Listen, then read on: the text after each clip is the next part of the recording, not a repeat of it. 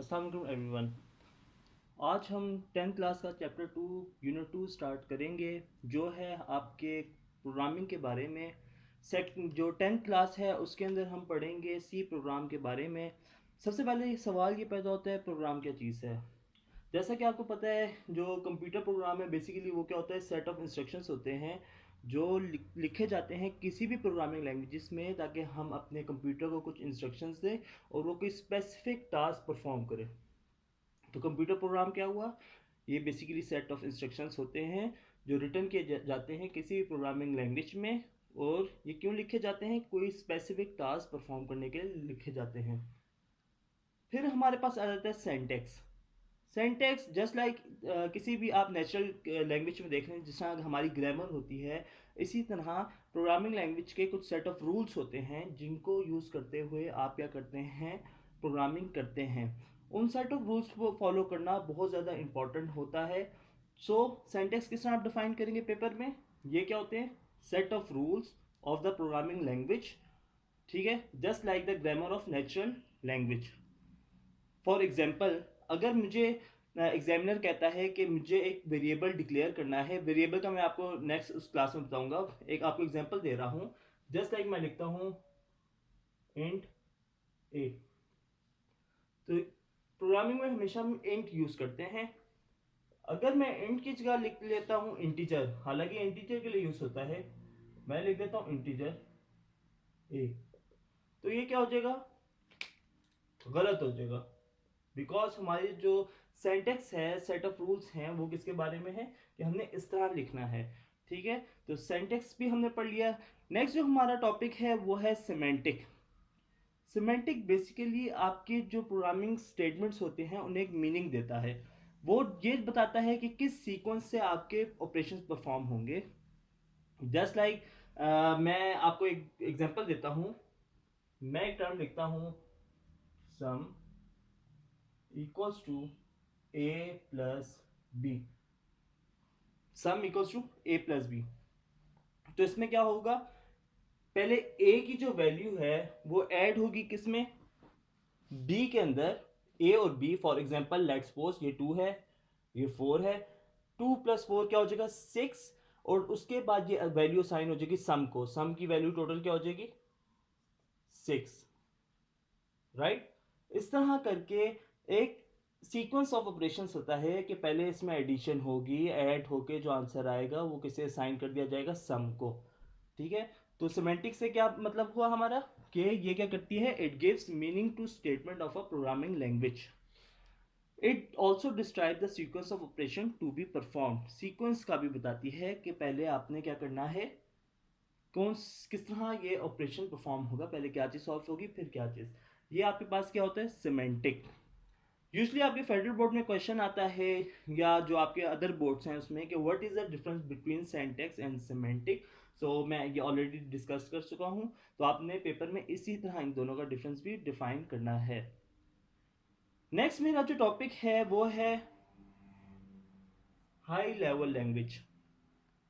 जैसा कि आपको पता है कि जो हमारी कंप्यूटर की प्रोग्रामिंग लैंग्वेज है वो कौन सी है, बाइनरी लैंग्वेज होती है, उसे आप मशीन कोड भी कहते हैं, जो किस फॉर्म में होती है, जीरोस एंड वंस, जो ह्यूमंस हैं वो अंडरस्टैंड नहीं कर सकते।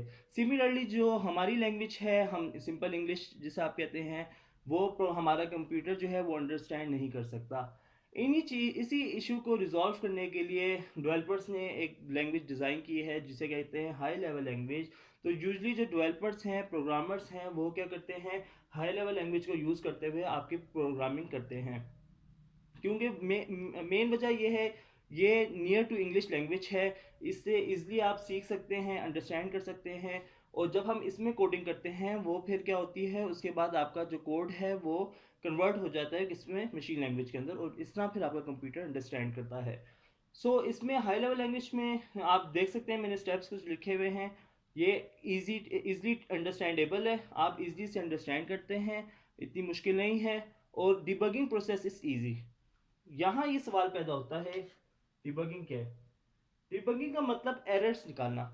एक दफ़ा आपने अपना कोड कोड ऑफ लाइंस लिख लिए, उसमें डिबग करना कि इसमें कौन कौन से एरर्स हैं। और डिबगिंग एक प्रोसेस है जो आपके हाई लेवल लैंग्वेजेस में काफ़ी इजी है।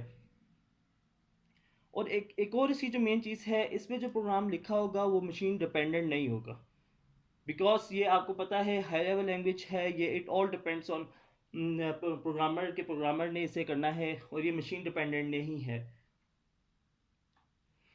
नेक्स्ट जो मेरा टॉपिक है वो है असेंबली लैंग्वेज।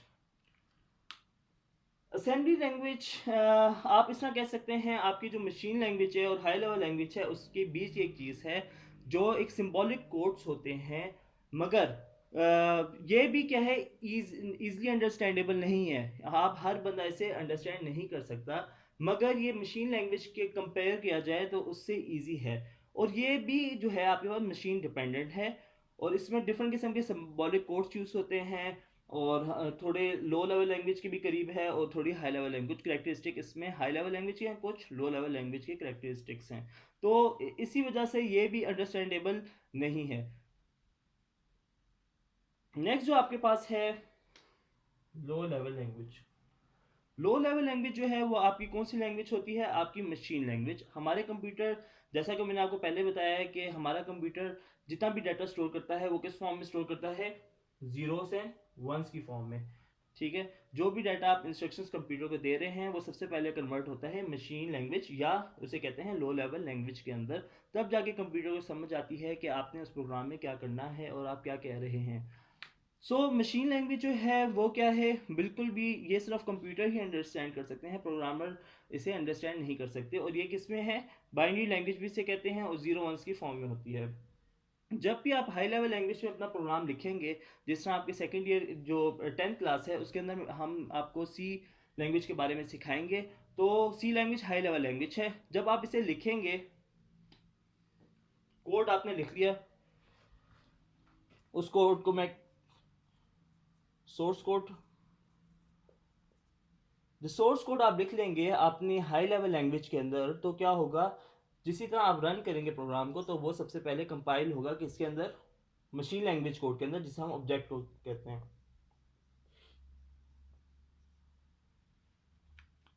फिर जाके वो रन करेगा इस प्रोग्राम को, और सीपीयू जो है और अदर प्रोसेसर उससे क्या करेंगे, एग्जीक्यूट करेंगे, और इस तरह वो अपना डिज़ायर्ड रिजल्ट निकालेगा, राइट। अब आज के एक दफ़ा मैं आपको रिव्यू देती हूँ, हमने क्या क्या पढ़ा है। हमने सबसे पहले कंप्यूटर प्रोग्राम के बारे में पढ़ा है कि कंप्यूटर प्रोग्राम क्या होता है, फिर मैंने आपको बताया सिंटैक्स सिमेंटिक के बारे में, और एक इंपॉर्टेंट क्वेश्चन भी आपको बताया है जो अक्सर बोर्ड के पेपर में आता है कि what is the difference between syntax and semantic, तो ये आपने माइंड में रखना है।